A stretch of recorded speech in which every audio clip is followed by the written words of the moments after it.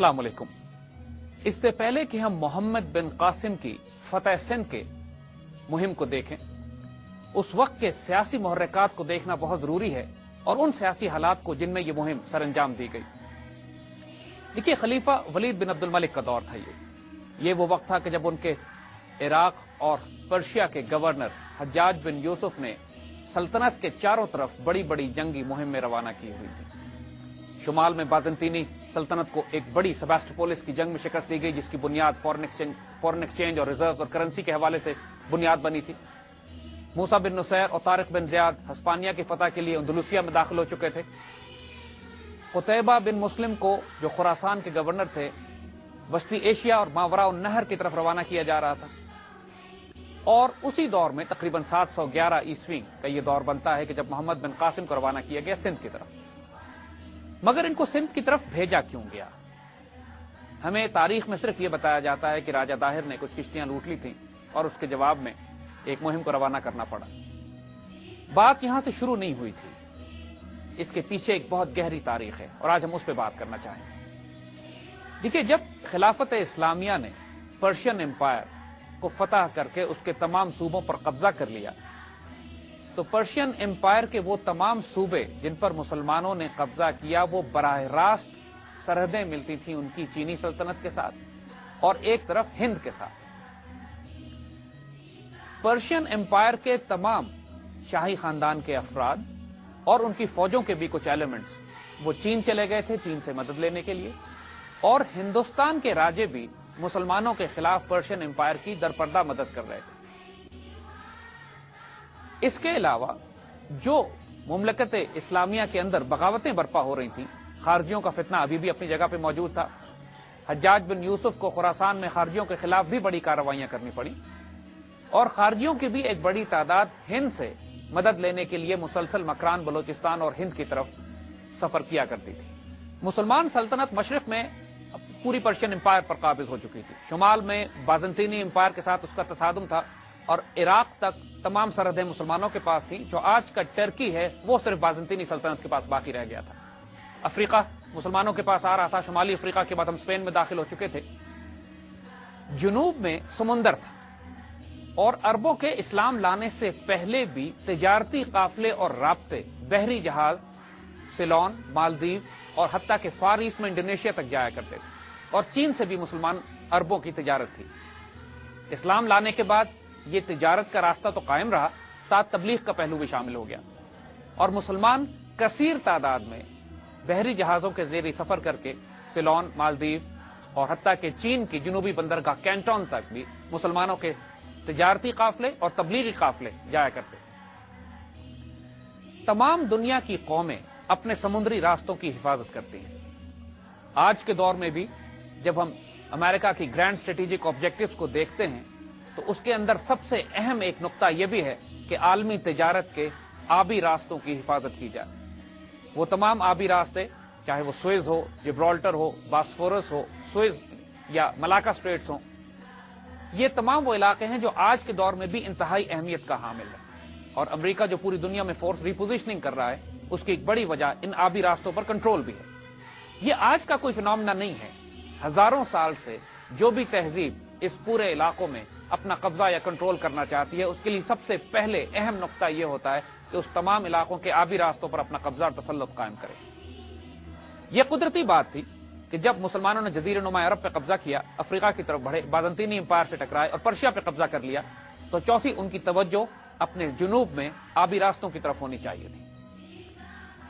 इस वक्त कैफियत यह थी कि सिल्क रूट, जो पुरानी शाहराह रेशम थी जो चीन से निकलती थी, उसके दो रास्ते बड़े थे जहां से ये तिजारत की जाती थी। एक रास्ता वो था जो समरकंद और बुखारा के जरिए होता हुआ पर्शियन एम्पायर में दाखिल होता और फिर यहां से होता हुआ बाज़ंतीनी सल्तनत की तरफ चला जाता था। दूसरा रास्ता इंडिया में दाखिल होता था दरियाए सिंध के साथ साथ, और नीचे दरियाए सिंध के पास जहां समुद्र से ये मिलता था, वहां पे आबी बंदरगाहें थी जहां से बाज़ंतीनी सल्तनत के और दुनिया के दूसरे इलाकों से बहरी जहाज आके सामान उठाया करते थे। मुसलमानों की एक ख्वाहिश यह भी थी कि जब उन्होंने बाज़ंतीनी सल्तनत को बुहिरा रोम में मुक़ीद कर दिया था, तो ये आबी और तिजारती रास्ते जो पूरी दुनिया की शहरग थे, जो सिल्क रूट से और चाइना से लेकर मगरिब तक एक बीच की ट्रेडिंग कॉरिडोर था, इस पर भी मुसलमानों का तसल्लुत हो जाए। اور ظاہر ہے اس وقت تک مسلمانوں نے اپنی تجارتی آؤٹ پوسٹ، اپنی ٹریڈنگ پوسٹ جو تھی انڈیا کے جنوب میں، سیلون میں، مالدیو اور چائنا میں بنا لی تھی، مگر ابھی تک پوری طرح مسلمانوں کو سلک روٹ کی ٹریڈ پر کنٹرول حاصل نہیں ہوا تھا۔ اس وقت جنوبی ہند یا سندھ کے وہ علاقے جن پر آج پاکستان قائم ہے، طوائف الملوکی کا دور تھا۔ چھوٹے چھوٹے راجے اور مہاراجے تھے، بنیادی طور پر وہ بحری قزاق تھے، پائرٹس تھے، اور وہاں پر کوئی ایسا مضبوط حکمران نہیں تھا جو ہند کے ان تمام علاقوں کو متحد کر کے ایک یونیفائڈ بڑی سلطنت بنا سکتا۔ طوائف الملوکی اور بیراروی کی وجہ سے قزاقیوں نے وہ تمام آبی راستے جہاں سے مسلمانوں کے تجارتی جہاز جایا کرتے تھے ان کے لیے مصیبت کھڑی کی ہوئی تھی۔ محمد بن قاسم کی مہم کو بھیجنے سے پہلے بھی حجاج بن یوسف 2 مہم میں بھیج چکے تھے سندھ کی طرف، جن کا مقصد جیسے ہم نے عرض کیا، ایک مقصد یہ بھی تھا کہ پرشین امپائر کے بچے کچھ ایلیمنٹس کے جو سندھ سے رابطہ کرنے کی کوشش کر رہے ہیں ان کو روکا جائے، خارجیوں اور لا اینڈ آرڈر کریٹ کرنے والے مملکت میں جو ایلیمنٹس ہیں ان کو روکا جا سکے، اور پھر ان بحری قزاقوں کا ان سے نپٹا جا سکے تو جو مسلمانوں کے بحری تجارتی راستوں کو مشکل میں ڈال رہے ہیں۔ اس کے لیے تمام مسلمان سلطنت سے پہلے امداد لی گئی تھی۔ عمان کے جو مسلمان والی تھے انہوں نے بھی اس کیمپین میں حصہ لیا، مکران میں بھی مسلمانوں کی سلطنت تھی، مگر وہ دونوں کیمپینز کامیاب نہیں ہو سکی۔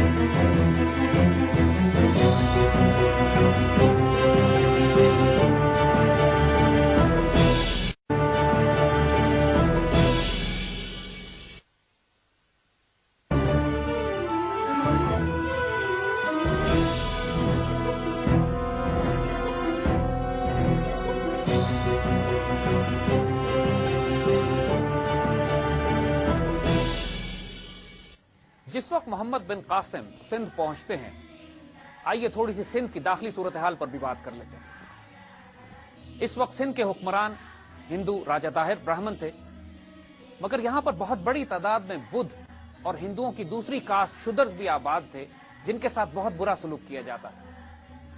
تمام علاقوں میں طوائف الملوکی تھی، لا اینڈ آرڈر کا کوئی انتظام اتنا اچھا نہیں تھا، ٹیکنالوجی اس زمانے کے لحاظ سے بالکل نہیں تھی، کوئی ایسے انفراسٹرکچر جو پوری جدید دنیا میں قائم تھے وہ یہاں پر قائم نہیں تھے، لوگوں میں غربت عام تھی، اور مس مینجمنٹ اور بیڈ گورننس کی اعلیٰ مثالیں قائم کی گئی تھیں۔ ان تمام صورتحال میں لوگ اپنے راجاؤں سے خوش نہیں تھے۔ دیکھیے جس طرح مسلمانوں نے پرشین اور رومن امپائرز کو فتح کیا اور مصر پہ قبضہ کیا، یہ بات آپ تواتر سے دیکھتے چلے آ رہے ہیں کہ جہاں بھی جاتے تھے مسلمان، حکومتوں اور لشکروں اور فوجوں سے تو جنگ ہوتی تھی، لیکن مقامی آبادی بہت تیزی سے اسلام قبول کرتی تھی اور مسلمانوں کے اخلاق اور کردار سے متاثر ہو کر مسلمانوں سے آ ملتی تھی۔ مسلمانوں کی فتوحات میں اس بات کا بہت بڑا تعلق ہے کہ ان کے حسن سلوک کی وجہ سے مقامی آبادی اسلام بھی قبول کرتی تھی، اور اگر اسلام نہ قبول کرے تو مسلمانوں کی حلیف بن جاتی تھی اپنے ان سابق حاکموں کے خلاف جو صدیوں سے ان پر ظلم کرتے چلے آئے تھے۔ کچھ یہی کیفیت سندھ کی بھی تھی جب محمد بن قاسم سندھ میں داخل ہوئے۔ جب دیبل کا قلعہ فتح ہوا اور عوام الناس کے ساتھ مسلمانوں کا حسن سلوک دیکھا گیا تو یہ بات جنگل کی آگ کی طرح سندھ میں پھیل گئی کہ بہت نیک حکمران یہاں پہنچے ہیں۔ یہ فوجیں ان فوجوں سے بالکل مختلف تھیں جو صدیوں سے حملے کرتے چلے آ رہے تھے۔ یہاں اخلاق تھا، کردار تھا، یتیموں، بیواؤں، مسکینوں، غریبوں کا دھیان کیا جاتا تھا، کمزوروں پر ہاتھ نہیں اٹھائے جاتے تھے، اور صلح اور امن کی بات کی جاتی تھی، شہروں کو تاراج نہیں کیا جاتا۔ تو دیبل کی فتح کے بعد جب محمد بن قاسم کی فوج حیدرآباد کی طرف بڑھی، اس وقت یہ نام نہیں تھے، اس وقت ان کے مقامی دوسرے نام تھے، ان علاقوں کی طرف بڑھی تو بہت بڑی تعداد میں مقامی آبادی بھی شودر اور بدھ ان کی فوج میں شامل ہونا شروع ہو گئے، جو گائیڈز کے طور پہ بھی کام کرتے تھے۔ ان کی وجہ سے انفینٹری اور کیولری ریزرو بھی بڑھنا شروع ہو گیا، اور راجہ طاہر کی فوجوں کے حوصلے بھی پست ہونا شروع ہوئے۔ نواب شاہ کے قریب راجہ طاہر بذات خود مقابلے کے لیے سامنے آیا۔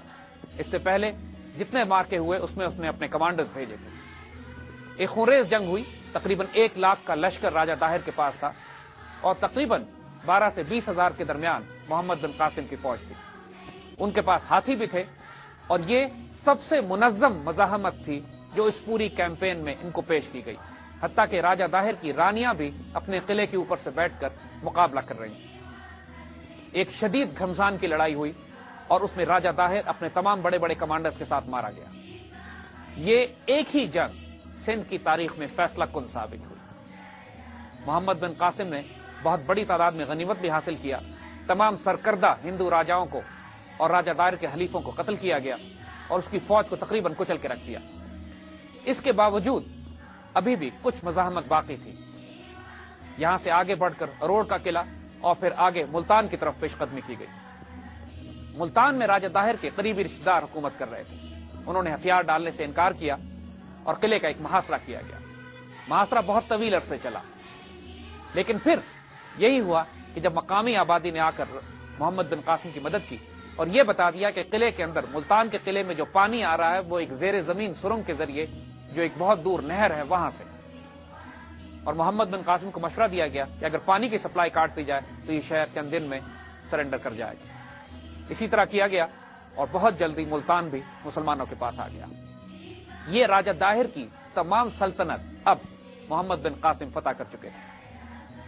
اب زیادہ تر توجہ اس پورے علاقے کو کنسالیڈیٹ کرنے میں دی جا رہی تھی۔ اب ظاہر ہے مقامی آبادی میں ایک بھی مسلمان نہیں تھا اور ایک غیر مسلم علاقے پر اسلامی شریعت نافذ نہیں کی جا سکتی تھی، تو بنیادی طور پر مسلمان عامل مقرر کیے گئے، لیکن مقامی آبادی کو اپنے مذہب کے مطابق رہنے کی اجازت دے دی گئی۔ ان کے ساتھ حسن سلوک کیا گیا، ان پر جزیہ لگایا گیا، ایک مائنر چھوٹا سا ٹیکس، اور اس کے علاوہ ان پر مزید کوئی سختی نہیں کی گئی۔ اس قدر نرمی دکھائی گئی کہ حجاج بن یوسف کو باقاعدہ تنبیہ کرنی پڑی محمد بن قاسم کو کہ آپ اتنی زیادہ نرمی کیوں دکھا رہے ہیں، اس طرح ان لوگوں کے بغاوت کرنے کا اور مسلمانوں کی کمزوریوں سے فائدہ اٹھانے کا موقع نکل سکتا ہے۔ محمد بن قاسم نے اتنی خوبصورت گورننس قائم کی، اتنا عدل اور انصاف قائم کیا، اور ان تمام طبقوں کو کہ جن کو ذلیل و خوار کیا جاتا تھا اس طرح عزت دی کہ ہندو ان کو کوئی دیوتا یا نعوذ باللہ خدا سمجھنے لگے۔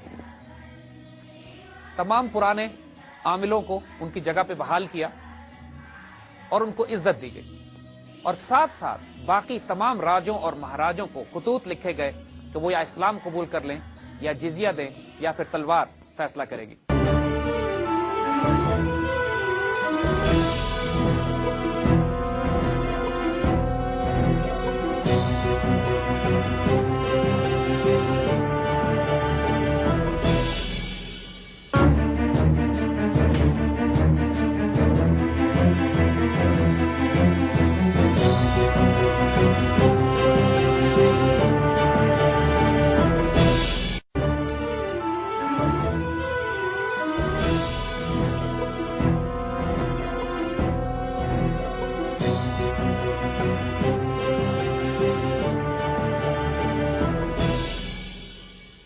اب تک کی جو جنگی حکمت عملی مسلمانوں نے سندھ میں استعمال کی تھی اس میں تقریباً 50,000 ہندو فوج قتل ہوئی تھی۔ محمد بن قاسم 12,000 کے ڈویژن کے ساتھ سندھ میں داخل ہوئے تھے۔ آپ یہ بات نوٹ کریں گے کہ طارق بن زیاد بھی 12,000 کے ڈویژن کے ساتھ اندلوسیا گئے تھے۔ اسلامی تاریخ میں بار بار یہ 12,000 کا فگر سامنے آتا ہے۔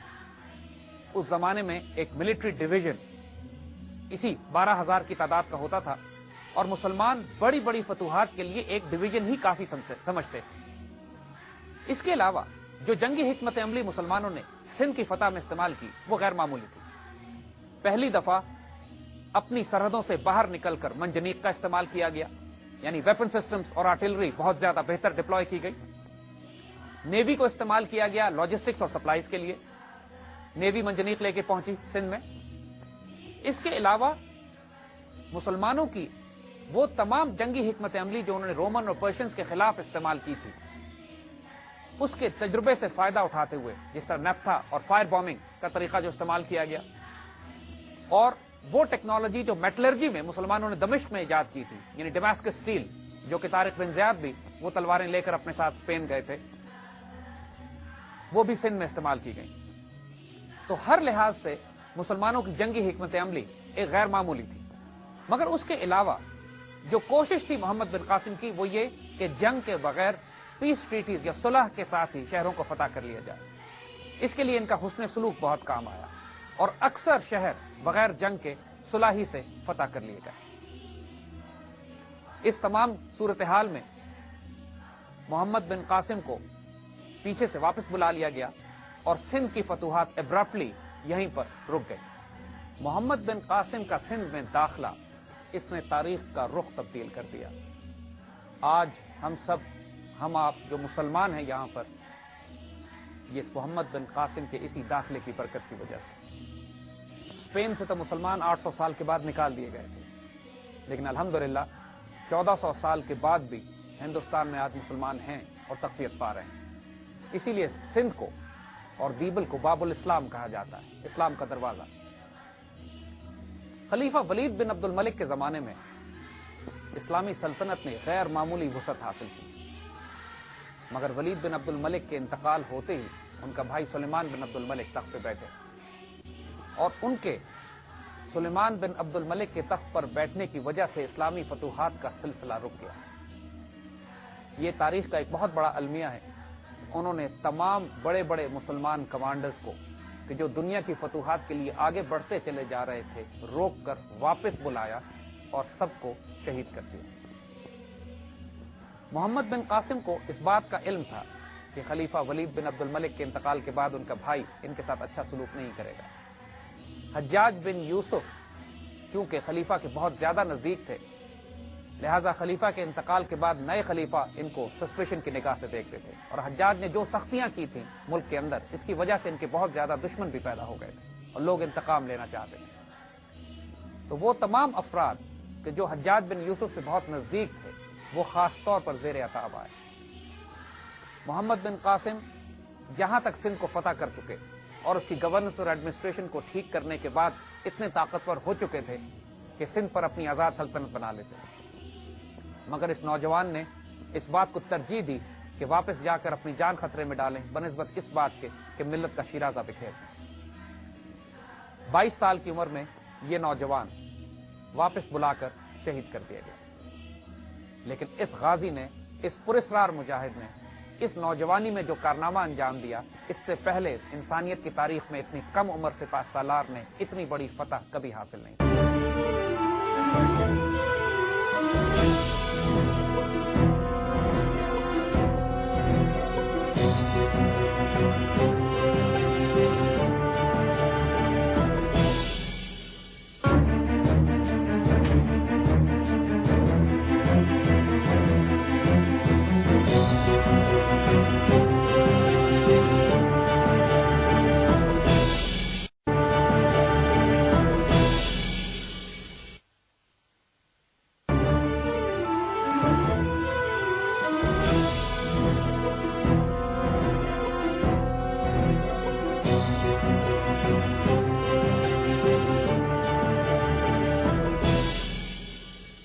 اور یہ بات بھی عجیب و غریب ہے کہ چند سال کے بعد محمد بن قاسم کا بیٹا عمر بن محمد خلافت اسلامیہ کی طرف سے سندھ کا گورنر دوبارہ مقرر کیا گیا. وہ داستان جو اس کے والد نے شروع کی تھی، عمر بن محمد نے اس کی بڑی خوبصورت تکمیل سندھ میں آ کے کی. سندھ کی فتح سے وہ تمام اسٹریٹجک آبجیکٹو جو مسلمان حاصل کرنا چاہتے تھے انہوں نے حاصل کر لیے. تمام سمندری راستے، سیلون، مالدیو اور آگے سری لنکا سے لے کر ملاکا اسٹریٹ سے انڈونیشیا تک، یہ تمام راستے مسلمانوں کی تجارت کے لیے اور تبلیغ کے لیے صاف ہو گئے. ہزاروں کی تعداد میں مسلمان بلاد اسلامیہ سے دعوت و تبلیغ کے لیے ہجرت کر کے فار ایسٹ اور مشرق بعید تک جانے لگے. آپ یہ بات نوٹ کریں گے کہ انڈونیشیا مسلمانوں کا سب سے بڑا ملک ہے آج دنیا میں، اس کے باوجود کوئی مسلمان فوج انڈونیشیا فتح کرنے نہیں گئی. انڈونیشیا، ملیشیا اور ان تمام علاقوں میں اسلام پھیلانے کے لیے یہ ضروری تھا کہ راستے کی رکاوٹوں کو صاف کیا جائے، اور جس تلوار نے ان فتنوں کو دبایا اور ختم کیا وہ محمد بن قاسم کی تلوار تھی. سندھ کی فتح کو تاریخ کے عظیم ترین جنگی فتوحات میں شامل کیا جاتا ہے جنہوں نے تاریخ کے نئے باب رقم کیے.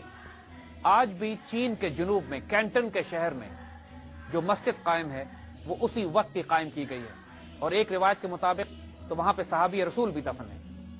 ایک قبر پہ تو حضرت سعد بن ابی وقاص کا نام بھی لکھا ہوا ہے، لیکن یہ روایت درست نہیں ہے۔ سعد بن ابی وقاص رضی اللہ تعالیٰ عنہ جیسے ہم بات کر چکے ہیں مدینہ منورہ میں آپ نے انتقال کیا اور جنت البقیع میں دفن ہوئے، لیکن بہرحال صحابہ اور مسلمان اس وقت چین کے جنوب اور فار ایسٹ تک پہنچ چکے تھے۔ گو کہ جو مقصد تھا حجاج بن یوسف کا کہ ہند کو فتح کرتے ہوئے اوپر چین کی طرف بڑھا جائے اور دوسری طرف قتیبہ بن مسلم آگے جا کر چین پر قبضہ کر لے، وہ مقصد تو حاصل نہیں کیا جا سکا، لیکن اس سے تھوڑا نیچے مسلمانوں نے ہندوستان کو بہرحال اپنا مرکز بنا لیا۔ جنوب سے پیش قدمی کرتے ہوئے جب مسلمان جنوبی ہند یا وہ علاقے جو اب پاکستان ہے وہاں تک پہنچے، اور اس میں بھی ہمیں کہنے میں کوئی عار نہیں کہ محمد بن قاسم پہلے پاکستانی تھے، اور شمال سے جب افغانستان فتح ہو گیا تو وہاں سے خیبر کے رستے مسلمانوں نے داخلے شروع کیے ہند کو فتح کرنے کے لیے۔ اس کی تاریخ انشاءاللہ ہم آگے بیان کریں گے۔ اب بحیرہ ہند میں مسلمان مکمل طور پر حکومت کر رہے تھے، تمام میری ٹائم شپنگ اور ساتھ ساتھ نیول فورسز تمام مسلمانوں کی تھی۔ بائزنٹائن نیوی کو تو بحیرہ روم میں مقید کر دیا گیا تھا۔ انڈین اوشن میں صرف چین کی نیوی ایسی تھی جو مسلمانوں سے مقابلہ کر سکتی تھی، لیکن وہ بھی مسلمانوں کے سامنے نہیں آئے۔ اب مکمل طور پر انڈونیشیا سے بصرہ تک یہ تمام علاقے مسلمانوں کی دسترس میں۔ قتیبہ بن مسلم کی مہم افغانستان اور ایشیا وسطی کی طرف گئی تھی۔ اگر اس مہم کو بھی شامل کر لیا جائے تو کچھ عرصے میں یہ وقت آ پہنچا تھا کہ جب سلطنت اسلامیہ کی سرحدیں کاشغر سے لے کر قسطنطنیہ تک اور قسطنطنیہ سے لے کر یمن تک اور یمن سے لے کر اسپین اور پھر ہند تک پھیلی ہوئی تھی۔ یہ تمام سلطنت دمشق کے خلافت امیہ کے دور میں قائم ہو چکی تھی۔